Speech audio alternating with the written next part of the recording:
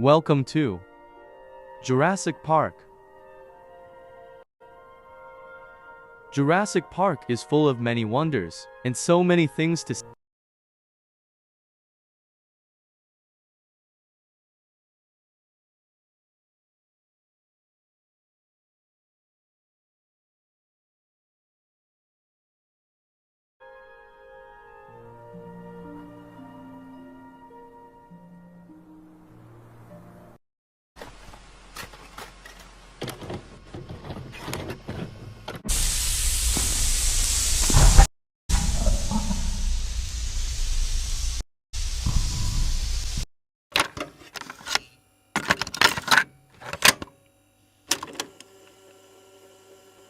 Jurassic Park by Michael Crichton.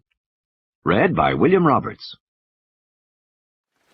The sign said, "Electrified fence, 10,000 volts, do not touch." But Nedry opened it with his bare hand and unlocked the gate, swinging it wide.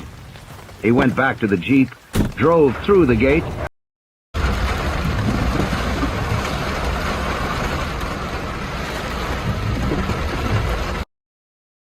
and then walked back to close it behind him.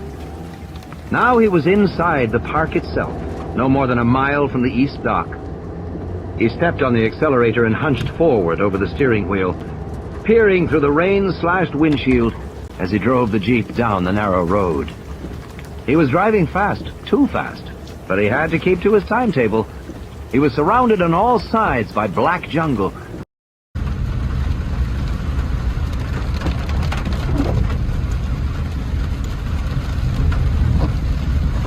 But soon he should be able to see the beach and the ocean off to his left.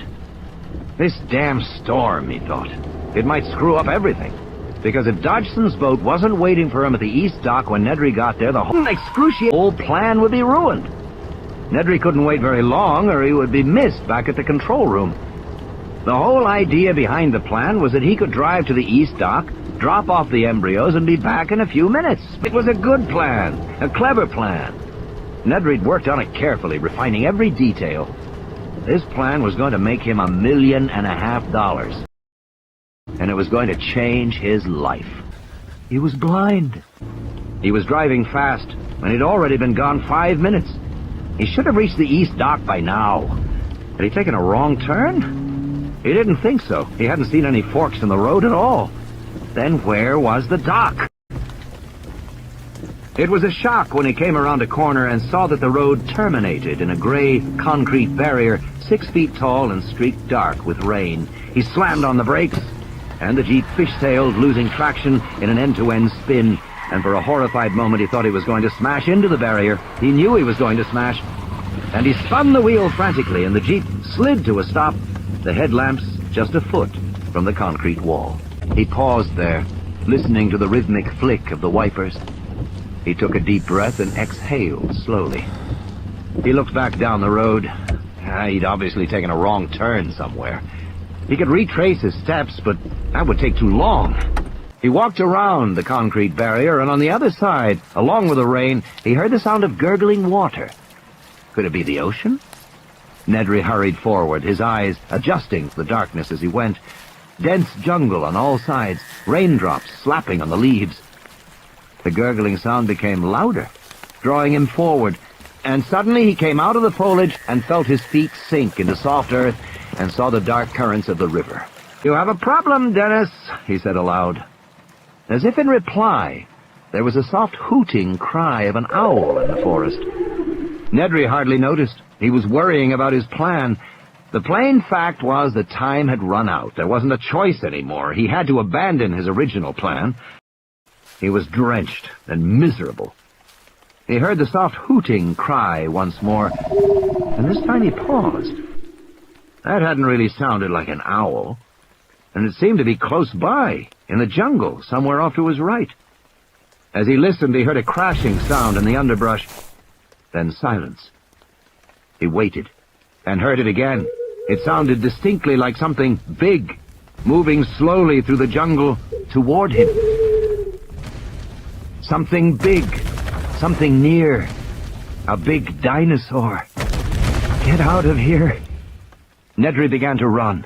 He made a lot of noise as he ran, but even so, he could hear the animal crashing through the foliage and hooting. It was coming closer. Stumbling over tree roots in the darkness, clawing his way past dripping branches, he saw the jeep ahead, and the lights shining around the vertical wall of the barrier made him feel better. In a moment, he'd be in the car, and then he'd get the hell out of here. He scrambled around the barrier, and then he froze. The animal was already there. The dinosaur stood 40 feet away at the edge of the illumination from the headlamps. Nedry hadn't taken the tour, so he hadn't seen the different types of dinosaurs, but this one was strange-looking. The 10-foot-tall body was yellow with black spots, and along the head ran a pair of red, V-shaped crests. The dinosaur didn't move, but again gave its soft hooting cry. Nedry waited to see if it would attack. It didn't. Perhaps the headlights from the jeep frightened it, forcing it to keep its distance like a fire.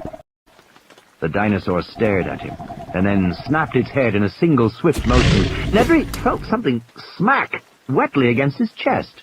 He touched it curiously, not comprehending. It was spit. He looked back at the dinosaur and saw the head snap again, and immediately felt another wet smack against his neck, just above the shirt collar. He wiped it away with his hand. Jesus, it was disgusting. But the skin of his neck was already starting to tingle and burn, and his hand was tingling too. It was almost like he had been touched with acid. Nedry opened the car door, glancing back at the dinosaur to make sure it wasn't going to attack, and felt a sudden excruciating pain in his eyes. Ugh, stabbing like spikes into the back of his skull, and he squeezed his eyes shut and gasped with the intensity of it, then threw up his hands to cover his eyes and felt the slippery foam trickling down both sides of his nose. Spit. The dinosaur had spit in his eyes. Even as he realized it, the pain overwhelmed him, and he dropped to his knees, disoriented, wheezing. He collapsed onto his side, his cheek pressed to the wet ground, his breath coming in thin whistles through the constant, ever-screaming pain that caused flashing spots of light to appear behind his tightly shut eyelids. The earth shook beneath him, and Nedry knew the dinosaur was moving. He could hear its soft hooting cry, and despite the pain, he forced his eyes open, and still he saw nothing but flashing spots against black. Slowly the realization came to him. He was blind. The hooting was louder as Nedry scrambled to his feet and staggered back against the side panel of the car as a wave of nausea and dizziness swept over him. The dinosaur was close now. He could feel it coming close. He was dimly aware of its snorting breath, but he couldn't see. He couldn't see anything, and his terror was extreme. He stretched out his hands, waving them wildly in the air to ward off the attack he knew was coming. And then there was a new searing pain, like a fiery knife in his belly. And Nedry stumbled, reaching blindly down to touch the ragged edge of his shirt, and then it was the animal's foot. And then there was a new pain on both sides. The pain grew worse, and as he was lifted to his feet, jaws, and the horror of that realization was followed by a final wish that it would all be ended soon.